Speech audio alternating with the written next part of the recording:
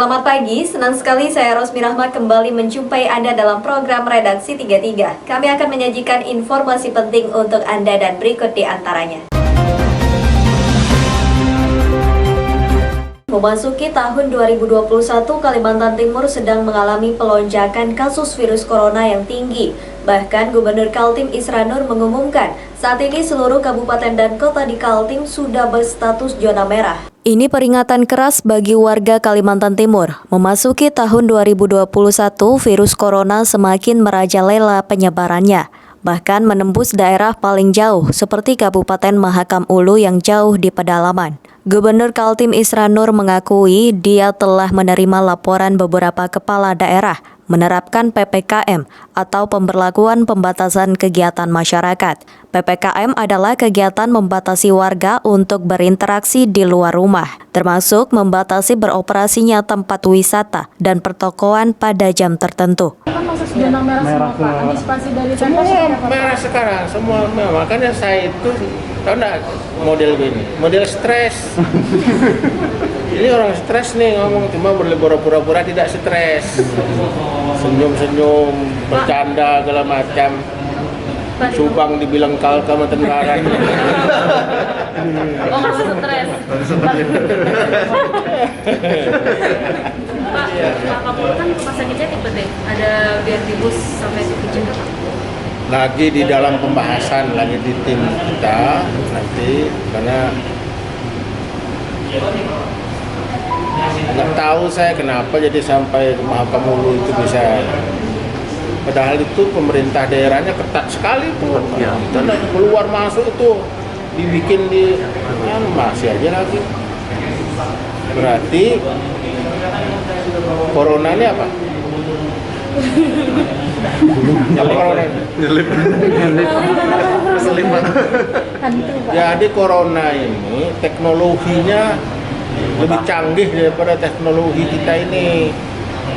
Balikpapan dan Kutai Kartanegara menjadi kawasan zona merah terparah dalam jumlah kasus aktif virus corona. Sampai dengan Kamis 21 Januari 2021, menurut Satgas COVID-19 Kaltim, ada 1.564 kasus terkonfirmasi positif di Balikpapan dan sebanyak 1.291 kasus aktif di Kabupaten Kutai Kartanegara. Peningkatan kasus aktif membuat kedua daerah itu kewalahan menangani pasien terkonfirmasi positif yang memerlukan perawatan rumah sakit. Menurut Rizal Effendi, Wali Kota Balikpapan, yang juga Ketua Satgas Penanganan COVID-19 Balikpapan, dari 11 rumah sakit dengan 459 tempat tidur, di kota itu tinggal tersisa 36 tempat tidur pada 19 Januari lalu. Begitu juga dengan ruang ICU, dari 37 tempat tidur, sudah terisi 33 dan sisanya itu dicadangkan untuk bayi dan anak-anak. Di Kabupaten Kutai Kartanegara, 2 tempat disiapkan untuk menampung pasien terkonfirmasi positif yang memerlukan perawatan ruang isolasi, yaitu di Wisma Atlet Tenggarong Seberang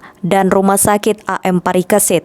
Kedua tempat ini juga dikabarkan sudah nyaris penuh. Gubernur Kaltim Isra Nur mengatakan, pada kepala daerah cukup membuat surat pemberitahuan untuk mengambil tindakan yang harus dilakukan di daerahnya. Selain Balikpapan dan Kukar yang memberitahukan melaksanakan PPKM, ada juga Samarinda, Bontang, dan Berau. Sekarang tergantung kita, gubernur tergantung daripada pemerintah kabupaten kota. Sekarang kemarin Balikpapan sudah melaksanakan PSBB, PPKM, ya PPKM sama aja. Kemudian Samarinda, kemudian Kukar melaksanakan itu ada dari Kukar ya. Mungkin kemungkinan melaksanakan apa tadi? PPKM. Nah, PPKM itu ada. Kemudian Berau. Jadi tergantung kalau jadi ya udah kita gubernur hanya tinggal. Berarti prosesnya ke gubernur dulu Pak yang penyidik. Ya, approve aja. Tim Kaltim TV Hardin melaporkan.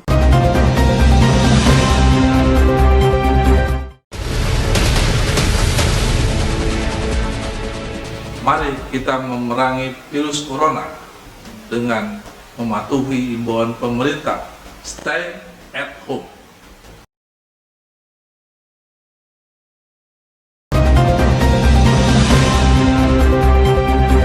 Maraknya pertambangan batubara secara ilegal di Kalimantan Timur diakui Kepala Dinas Energi Sumber Daya Mineral, Christian Beni.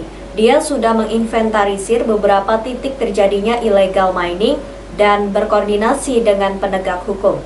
Suara miring adanya pembiaran pemerintah maupun aparat hukum di Kalimantan Timur terhadap pelaku illegal mining, dibantah Kepala Dinas ESDM Kaltim Christian Beni. Pihaknya sedang melakukan inventarisir kasus pencurian aset-aset negara itu dan bekerja sama dengan aparat hukum. Menurut Christian Beni, illegal mining di Kaltim dilakukan oleh masyarakat dan ada oleh perusahaan ilegal atau tidak ada izin. Hanya saja pihaknya tidak bisa mengambil tindakan tegas karena tidak punya polisi khusus pertambangan. Nah, terus terang aja SDM ini kita tidak ada namanya polisi tambang. Tidak, ya artinya kalaupun ada prosesnya illegal mining ya kita serahkan sepenuhnya itu kepada pihak berwajib, pihak berwenang. Artinya penegak hukum yang ada di wilayah di Kalimantan Timur. Nah, ini yang kita harapkan ada ketegasan dari para penegak hukum. Nah, ini kita terkait itu, makanya kita kemarin kita bekerjasama dengan dengan Kejaksaan Tinggi dengan pembentukan Satuan Tugas Penyelesaian Permasalahan Hukum Bidang Mineral dan Batubara, dan ini kemarin sudah saya silaturahmi kepada Kejati dan insya Allah nanti akan kami tindak lanjuti dalam waktu dekat ini. Kasus-kasus illegal mining terutama batu bara terjadi di berbagai kawasan. Kaltim TV mencatat daerah paling tinggi pencarahan sumber daya alamnya adalah Kabupaten Kutai Kartanegara. Di daerah itu illegal mining terjadi di Samboja, Sebulu Modern, dan Marangkayu. Sudah ada yang diamankan bahkan melibatkan reskim dari Mabes Polri. Kepala Dinas ESDM Kaltim mengatakan saat ini pihaknya terbentur aturan yang masih transisi antara pemerintah pusat dengan pemerintah daerah. Dalam undang-undang terbaru yang dikenal dengan sebutan Undang-Undang Cipta Kerja, kewenangan soal pertambangan sedang mengalami perubahan antara pusat dan daerah, termasuk diantaranya menyangkut kegiatan pertambangan yang menggunakan jalan-jalan umum seperti yang dikeluhkan warga. Bisa duduk bersama, artinya pekerjaan ini tidak hanya bisa dari SDM saja menyelesaikan, karena juga seperti yang rapat kemarin kami di kantor gubernur itu kan ada tim dari dinas perhubungan, terus ada dari bagian jalan raya segala macam. Nah itu nanti dari mereka lah yang akan mengajukan permintaan misalnya kepada pemilik izin yang melanggar itu sudah terbukti misalnya untuk diberhentikan atau minta kepada Kementerian Minerba supaya dicabut izinnya. Nah seperti kayak kemarin yang untuk jalan-jalan yang di daerah tanah datar misalnya itu kan banyak juga tuh, ada sekitar 18 titik ternyata yang jadi perlintasan dari izin-izin IU. Nah itu kan sebenarnya kan harus ada izin khusus. Nah ternyata didapat kemarin tidak ada. Beni mengatakan pada prinsipnya Dinas ESDM Kaltim dan Pemprov Kaltim menginginkan hasil sumber daya alam semaksimal mungkin bisa dinikmati masyarakat Kaltim. Tim Kaltim TV, Hardin melaporkan.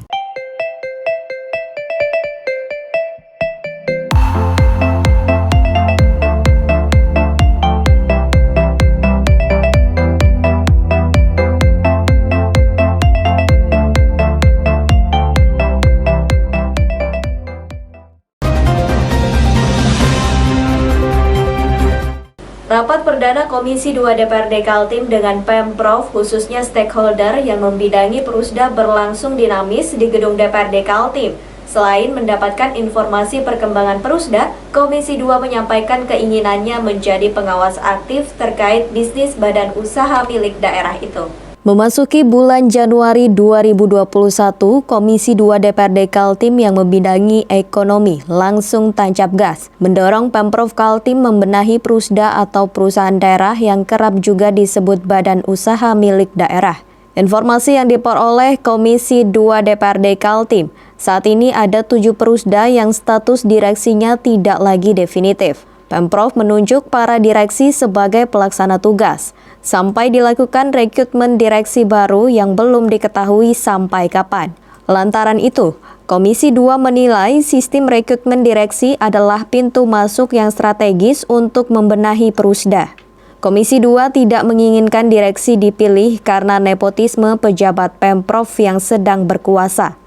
Rekrutmen ini harus disampaikan kepada DPRD. Meskipun secara aturan DPRD tidak bisa terlibat langsung dalam hal rekrutmen itu, tetapi fungsi pengawasan, fungsi monitoring kita untuk mengantisipasi kejadian-kejadian yang tidak kita inginkan seperti ini misalnya. Nah, kalau misalnya kejadian-kejadian seperti ini terjadi, tidak bisa juga kita langsung serahkan bahwa ini sudah ditangani hukum, pemerintah sudah lepas tangan. Tidak bisa seperti itu. Karena kenapa? Apa kerjanya Dewas yang lalu? Apa kerjanya komisaris yang lalu?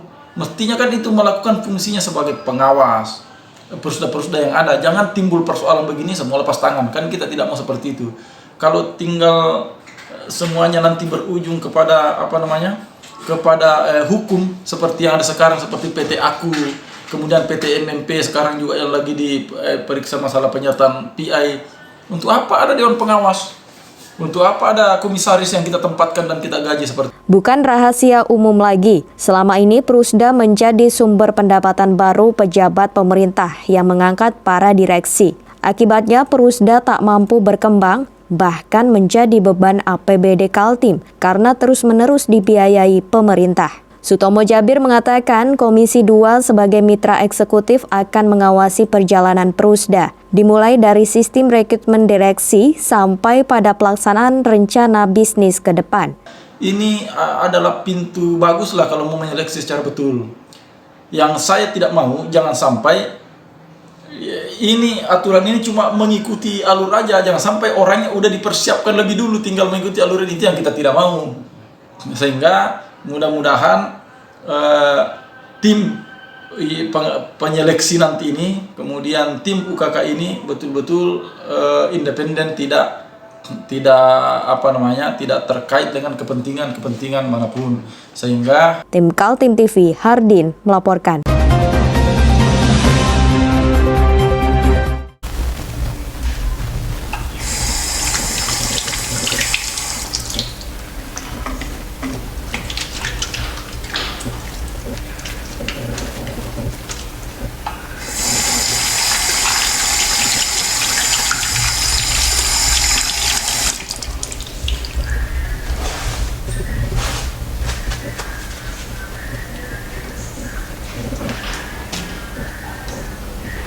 Meskipun di rumah saja, kita tetap selalu menjaga kesehatan, cuci tangan, menggunakan hand sanitizer.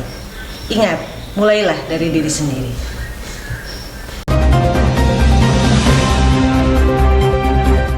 Punya saham participating interest sebesar 10% di perusahaan migas PT Pertamina Hulu Mahakam, pemerintah Provinsi Kalimantan Timur dan Kutai Kartanegara berhak atas dividen alias keuntungan sisa hasil usaha. Tahun 2019 lalu dividen terbagi 573,3 miliar rupiah, namun sayangnya tidak seluruhnya masuk ke kas daerah.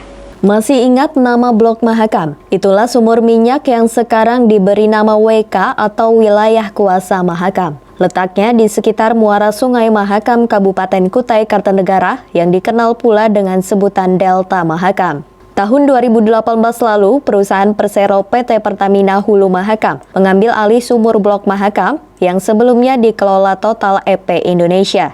Pengambil alihan itu menandai dimulainya era kepemilikan saham participating interest kepada Pemprov Kaltim sebesar 10%. Dengan saham participating interest atau PI itu, Pemprov melalui Perusda PT Migas Mandiri Pratama Kutai Mahakam berhak atas dividen sesuai besaran saham 10%. Tahun 2019 lalu, angka pembagiannya sebesar 573,3 miliar rupiah. Namun inilah awal munculnya persoalan, karena ternyata dividen yang semestinya masuk ke kas daerah namun tertahan dulu di Perusda. Dari Perusda itu kemudian hasil keuntungan dibagi-bagi sesuai kesepakatan Pemprov Kaltim sebesar 66,5% dan Kutai Kartanegara melalui PT Mahakam Gerbang Raja Migas sebesar 33,5%. Ada lagi pemotongan untuk gaji-gaji operasional perusahaan, padahal dividen itu bukan hasil dari kerja perusahaan. Kenapa diaudit?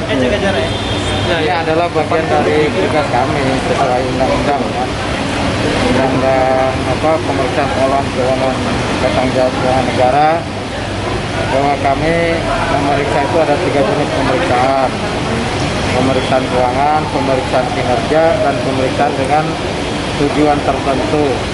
Nah, pemeriksaan partisipasi interest 10% ini adalah pemeriksaan dengan tujuan tertentu. Catatannya apa Pak catatannya Pak? Catatannya ya kami mendorong bahwa pengelolaan partisipasi interest ini agar lebih akuntabel dan transparan. Berarti nggak transparan Pak? Nggak tahu ya.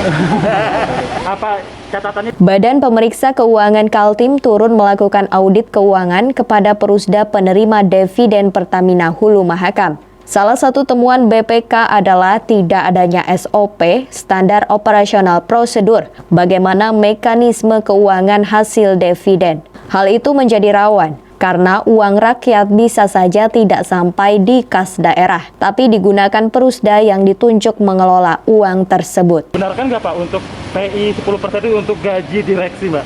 Direksi MMP? Kalau Benar atau salah?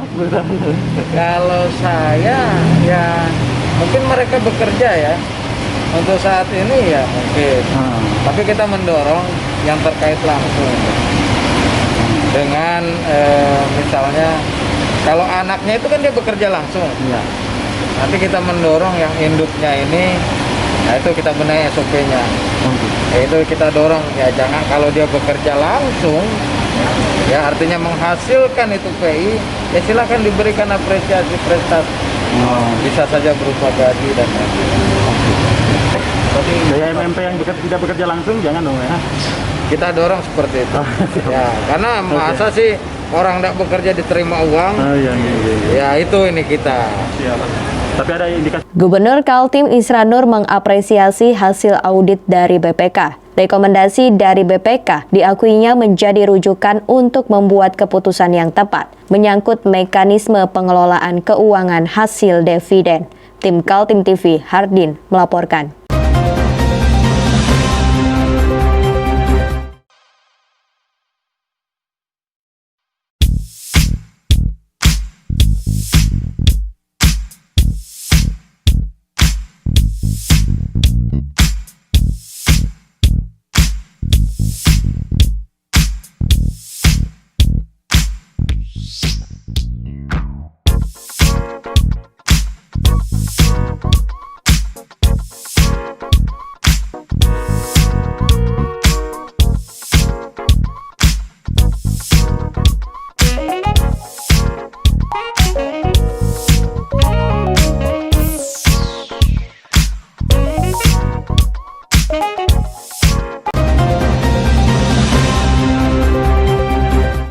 Usai terpilih kembali memimpin Partai Kebangkitan Bangsa Kalimantan Timur, Syafruddin menyampaikan pidato politik mengenai target-target partainya pada pemilu serentak tahun 2024. DPW PKB Kaltim merekomendasikan Ketua Umumnya Muhaimin Iskandar maju sebagai calon presiden. Musyawarah Wilayah PKB Kaltim berlangsung di Balikpapan. Sejumlah strategi politik dibahas. Di antaranya merekomendasikan Cak Imin atau Muhaimin Iskandar maju sebagai kandidat Presiden Republik Indonesia tahun 2024. Caimin adalah Ketua Umum Partai Kebangkitan Bangsa yang pada Pilpres 2019 lalu namanya sempat muncul sebagai kandidat calon wakil presiden. Selain merekomendasikan Cak Imin, PKB Kaltim juga bertekad membawa partai itu meraih kejayaan pada pemilu 2024, yakni mampu mengirim wakilnya sebagai anggota DPR RI, serta menambah raihan kursi kadernya sebagai wakil rakyat di DPRD provinsi maupun kabupaten kota. Syafruddin mengatakan kalau ikhtiar itu gagal terrealisasi, maka siap mundur menjadi Ketua DPW PKB Kaltim. Pada pemilu legislatif tahun 2019, PKB berhasil meningkatkan perolehan kursi di legislatif. Untuk DPRD Kaltim meraih 5 kursi, sedangkan di kabupaten dan kota terdapat 4 kadernya menduduki unsur pimpinan DPRD. Syafruddin mengatakan dia menunjukkan komitmen dan bersedia mundur jika tidak mampu mencapai target. gagal mengirim kader terbaiknya ke DPR RI, saya akan mundur, tidak lagi bersedia menjadi ketua PKB Kalimantan Timur. Apakah saya atau apakah ada kader yang lain, itu nanti biar rakyat yang menentukan. Ini adalah bagian komitmen saya, atau saya sebagai contoh kepada ketua-ketua DPC, bahwa bagi ketua DPC yang gagal, maka harus dikasih sanksi. Bagi ketua DPC yang berprestasi, maka kita akan kasih reward. Oleh karena itu, ke depan ketua DPC yang tidak bisa menambah perolehan kursinya, maka siap-siap aja untuk diganti. Untuk memberikan contoh kepada para ketua cabang di kabupaten kota, jika tidak mampu memimpin sebaiknya mundur. Tim Kaltim TV, Heriman melaporkan.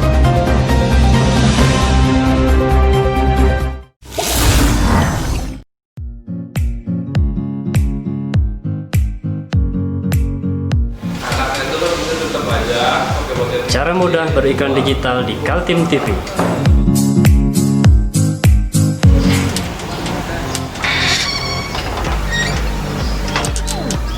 Yang pertama, jadilah sahabat Kaltim TV.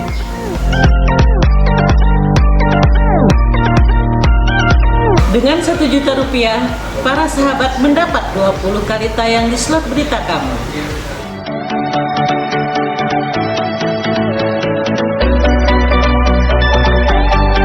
Dengan 20 detik dapat menjangkau 20.000 penonton. Anda beruntung karena mendapat kesempatan perdana dari kami. Ayo jadilah sahabat Kaltim TV.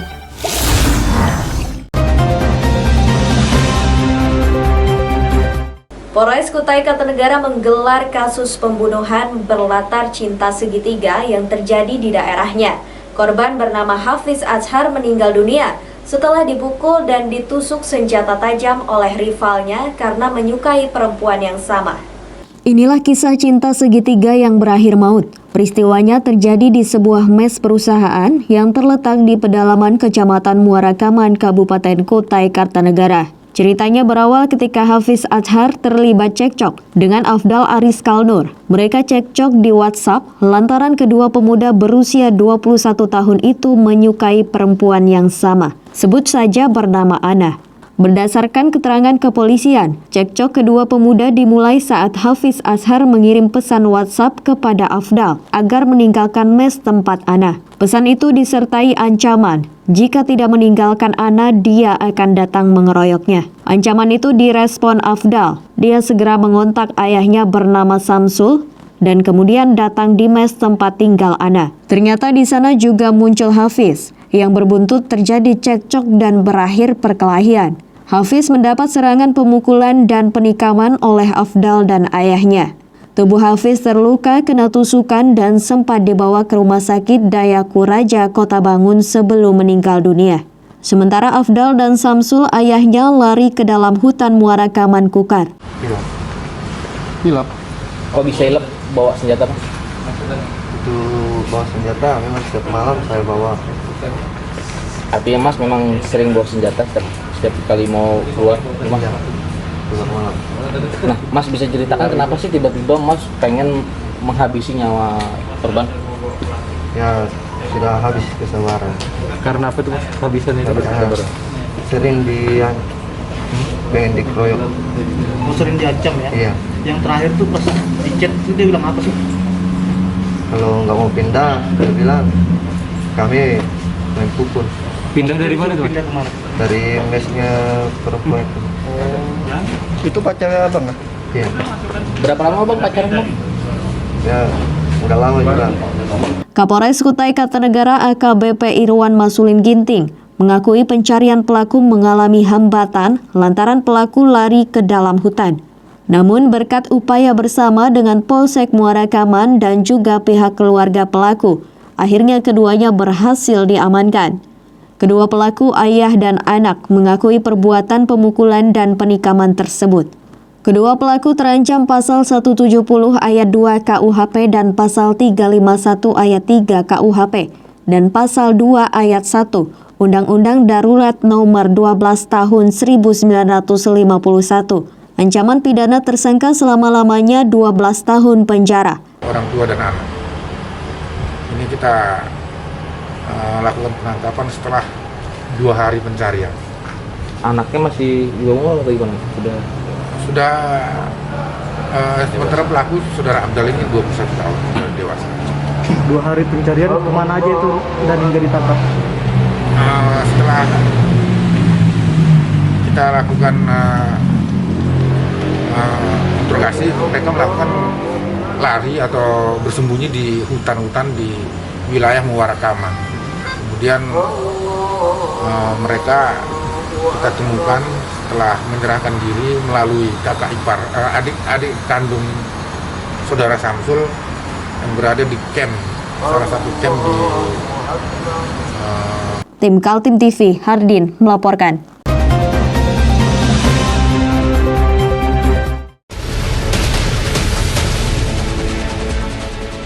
Mari kita memerangi virus corona dengan mematuhi imbauan pemerintah. Stay at home.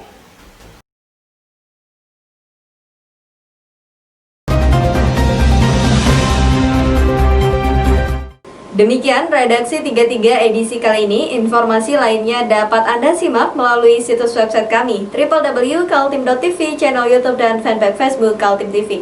Jangan lupa untuk selalu patuhi protokol kesehatan. Saya Rosmi Rahma bersama kerabat kerja yang bertugas pamit undur diri. Selamat pagi, selamat beraktivitas dan sampai jumpa.